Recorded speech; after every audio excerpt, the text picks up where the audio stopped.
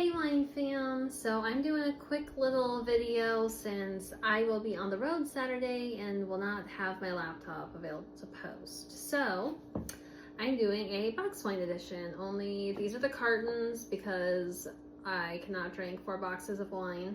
It will take me a very long time. I'm not going to open all 4. So each one of these, I've got rosé, I've got the buttery Chardonnay, Pinot Noir, and Cabernet. And I realize my papers are not in the right order. So give me just a sec. There you go. All right. So all of these are 500 milliliter cartons. These do come in 3-liter boxes as well. But like I said, I'm one person drinking wine, so that would take me a very long time. So each one of these, like this one carton itself, equates to 3 5.6 ounce glasses of wine. So be careful, it's all in one, but it's a lot of wine.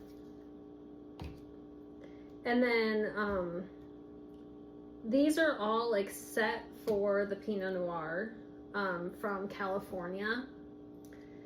And the best thing about these, like especially coming summer, is their cartons, like they're cardboard.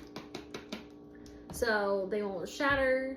They have the resealable cap on the top, so you can seal them nice and shut. Transportable. Barbecues, you know, kids running around, knocks it over, won't matter. Also, for those of you who are big on recycling, these actually have a smaller carbon footprint than glass or plastic, as I was told. Alright, so all of these were $4.99 at Hy-Vee. I have my receipt right here, and it shows that each one of these was 50 cents off, which I didn't know. But if you consider the fact that there's like 3 glasses of wine in a carton for $4.99, that's not a bad price at all. Each of these, they range in year and ABV, but not very much. But all of these are going to be like a drier series, so I'm just going to go ahead and get started. So this is the rosé. It is flavors of strawberry, watermelon, and white peach. It says it's crisp and refreshing. This is a 2021 and it's 13% ABV.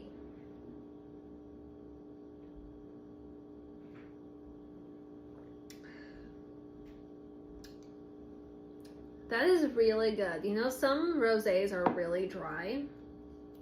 And I will be making a video soon on rosé versus blush because they are not the same thing. But this one really isn't. It's light and crisp like it says, but it's not overly dry. So this one, more semi-sweet palates can drink. It's not going to be just a dry palate. Next, I've got my buttery Chardonnay, which I prefer more than just regular Chardonnay. Buttery is more rich. This is also $4.99. It's a 2021. It's 13.5 ABV.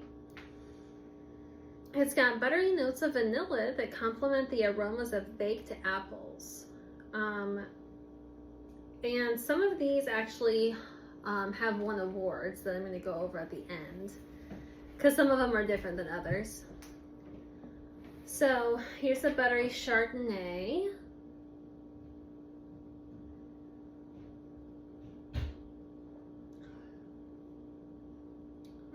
You get that nice buttery, like rich finish. I don't get apple, like literally at all. 0 apple. You get vanilla on the nose, but like that baked apple, none of it.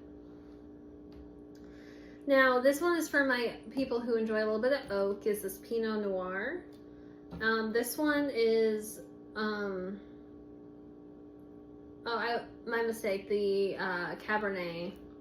This one is the one that's not from California that I'll go over here in a minute. The Pinot Noir is from California, 13.5% ABV. It's 2022. And it has aromas of strawberry, cherry, and rose petal. And then complementary notes of Toasty oak, fresh berry, and cocoa lead to a delicate, lingering finish. So let's see. So I'm supposed to get strawberry, cherry, and rose petal. And like I say every time, I never have the feeling that I like a flower. So we'll see how it happens.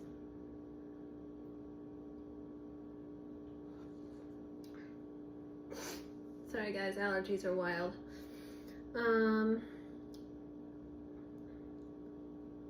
That is a lingering finish. I get a lot of berry and cocoa. I did not get rose petal. Like I said, I have never licked a flower yet. I don't get a lot of the oak. Oak is a really forward flavor. I expected to get more of that, but I really didn't. The berries and the cocoa overpower that a lot, which is definitely not what I was expecting. Because my husband does bourbon, so I taste a lot of bourbon. I expected this to have that oakiness that bourbon does, but definitely not. Next is the Cabernet. Now this is the only one that's not originated out of California. This is from Chile.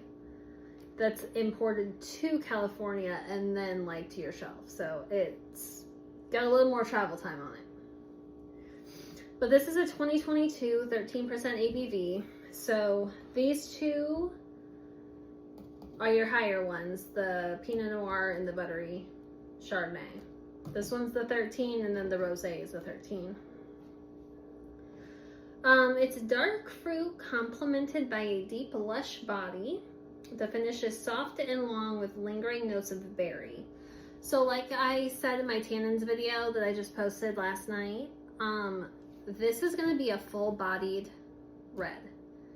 So it's going to have the tannins, it's going to have that pucker sensation because it says it is a deep, lush body. So it's going to be a full-bodied red versus the Pinot Noir, which is a lot lighter. I had almost no pucker sensation with this, so that means there's less tannins in it. So let's try this one and see what happens here.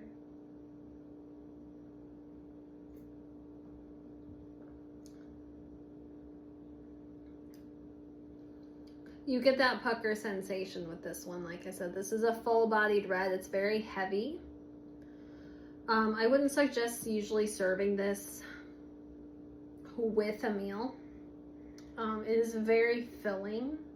It's very heavy, so it's going to feel like it settles. So it's going to make you feel more full. If anything, this would be like an after dinner wine or like a appetizer wine. It does have a very long finish though with that berry flavor. So my sweet palate drinkers, probably the only one you guys are going to be able to tolerate is the rosé. This one is the less dry of them all. Now, I personally like drier reds and whites as well. But I know a lot of my fans are sweet wine drinkers, so probably the rosé is as far as you can go with that one. Like I said, I'm going to go over their awards. So these two have 70 gold medals. And then they each have 34 best buys from the Wine Enthusiast magazine. So this is a more popular box wine brand, but I feel like box wine has just a bad rap. So I figured I'd do a video on it because it's actually pretty decent wine. These two both have 100 gold medals. They also have the 34 best buys. So these two are the 100 gold medals, these two are the 70, but they both have the same amount of buys from that Wine Enthusiast magazine. Alright guys, well that is all I have on this video. I hope you enjoyed. Definitely keep these in mind. There are different flavors too. I just bought 4, but there's at least like 8 or 9 flavors I've seen. So definitely check them out. I really enjoy box wine. It gets such a bad rap, but it's actually really decent wine. So I hope you guys enjoy. You guys, if you have any questions, let me know. Otherwise, enjoy the rest of your night. Cheers.